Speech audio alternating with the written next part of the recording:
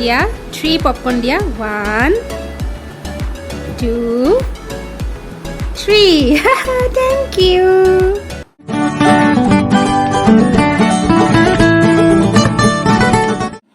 1 2 3 4 5 6 7 8 9 10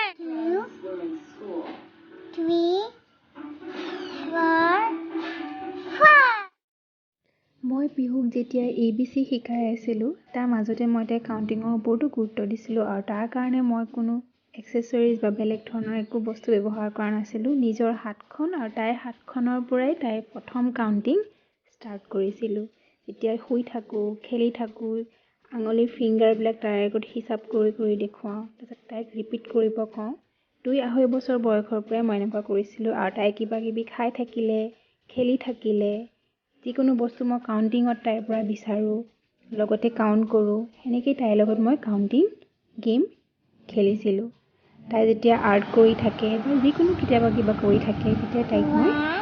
counting কৰিব দিওঁ 2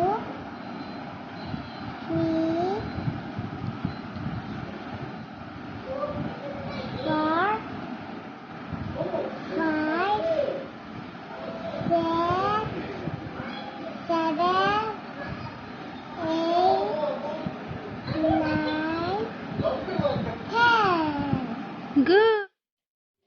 আৰু তাই যেতিয়া প্ৰথমে কাউণ্টিংখিনি কৰিব শিকিলে এটলিষ্ট 1 to 10 তাৰ পাছত মই তাই 1ৰ পৰা 10লৈকে আখৰখিনি কেনেকৈনো চিনি পাব তাৰ কাৰণে অলপমান চিন্তা কৰিব ধৰিলোঁ আৰু তাৰ কাৰণে মই এনেকুৱা কিছুমান এক্টিভিটি কৰোঁ প্ৰথমতে তাই হাতৰ আঙুলিবিলাকৰ থ্ৰুৱেদি যেতিয়া নাম্বাৰ চিনি পাব ধৰিলে হাতখনকে আঁকি পিনে ফিংগাৰক এনেকৈ তাই হাতৰ ফিংগাৰবিলাক মই আঁকি পিনে তাৰ ওপৰতে মই নাম্বাৰবিলাক লিখোঁ তাইৰ মুখৰ আগত বহুৱাই লৈ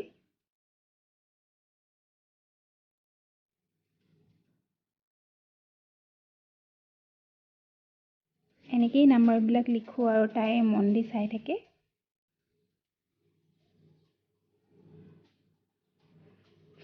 তাৰপাছত মই তাইক ডটেড দি পিনে তাইক মই লিখিবলৈ দিওঁ খুব ইণ্টাৰেষ্ট পায় লিখিবলৈ তাই এনেকুৱা কিছুমান এক্টিভিটি মই নিজে ভাবি উলিয়াই থাকোঁ আৰু তাইক কৰিবলৈ দিওঁ স্কুলৰ বুকছ বা ৰেডিমেড যিবিলাক বুকছত মানে পিকচাৰ আঁকি থোৱা থাকে কাউণ্টিঙত সেইবিলাকৰ পৰা ডাইৰেক্ট যদি ল'ৰা ছোৱালীক পঢ়াবলৈ যাওঁ অলপমান ব'ৰ পায় বুলি মই ভাবোঁ মানে মই ট্ৰাই কৰিছোঁ তাই বুকছবিলাকৰ পৰা মই যেতিয়া পঢ়াব চেষ্টা কৰোঁ তাই অলপমান ব'ৰ পায়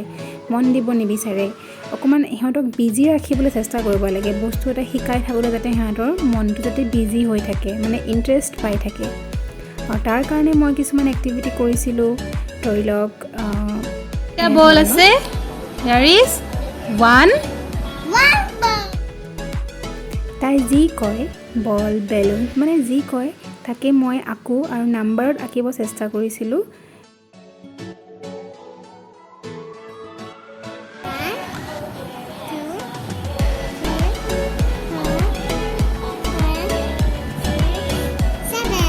Yay! 2 7 লিখা এইটো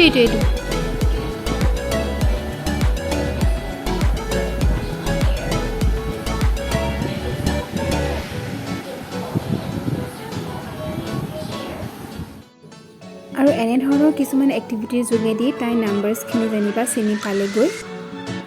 তাৰ পাছত মই ডটেড লাইনৰ ওপৰত লিখাবলৈ বাদ দিলোঁ ডটেড লাইনৰ ওপৰত লিখি থাকিলেতো নহ'ব ল'ৰা ছোৱালী তাৰপাছত মই এনেকুৱা কিছুমান টেকনিক ইউজ কৰিছোঁ 1 আচলতে এনেকৈ লিখিলে ভাল লাগে আৰু কিছুমানে এনেকৈ লিখে কিন্তু বাচ্ছাৰ কাৰণে প্ৰথম যেতিয়া নাম্বাৰ লিখিব সিহঁতৰ কাৰণে চিম্পল ষ্ট্ৰেইট লাইন দুটা ডট দিব আৰু ডটৰ ওপৰত জইন কৰি পিনে 1টো লিখিবলৈ শিকাই আছোঁ মই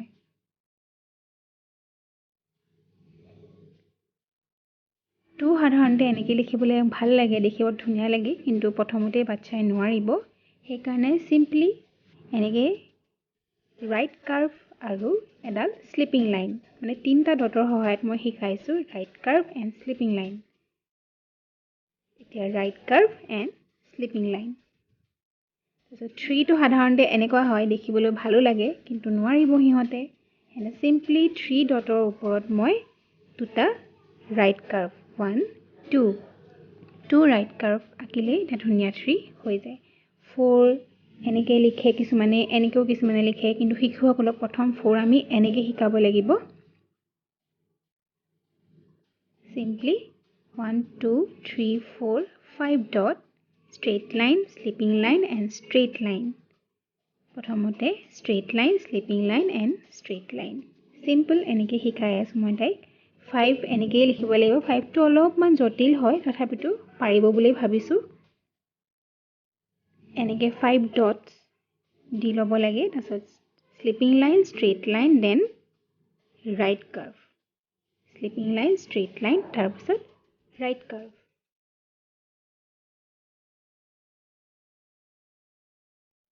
6 টো লিখিবলৈ সহজ পাব বুলি ভাবিছো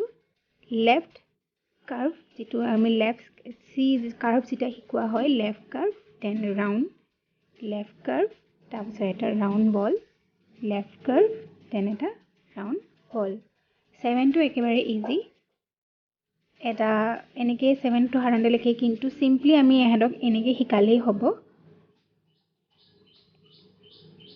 এটা স্লিপিং লাইন আৰু এটা left slanting line sleeping line and slanting line এইটো অলপমান টান হয় সিহঁতৰ কাৰণে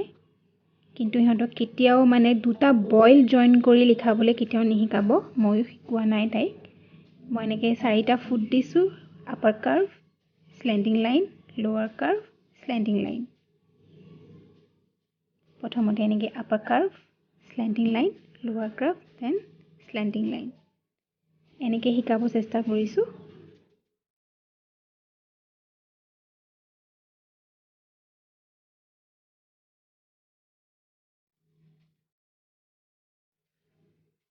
9 একেবাৰে সহজ বুলি ভাবিব পাৰে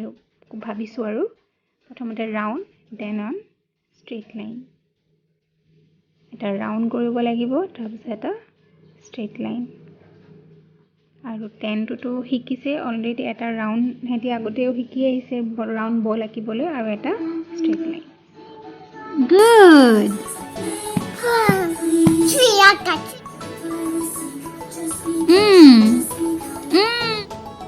ভিডিঅ'টো আছিল ইমানেই যদি ভাল লাগিলে লাইক শ্বেয়াৰ ছাবস্ক্ৰাইব আৰু শ্বেয়াৰ কৰিবলৈ নাপাহৰিব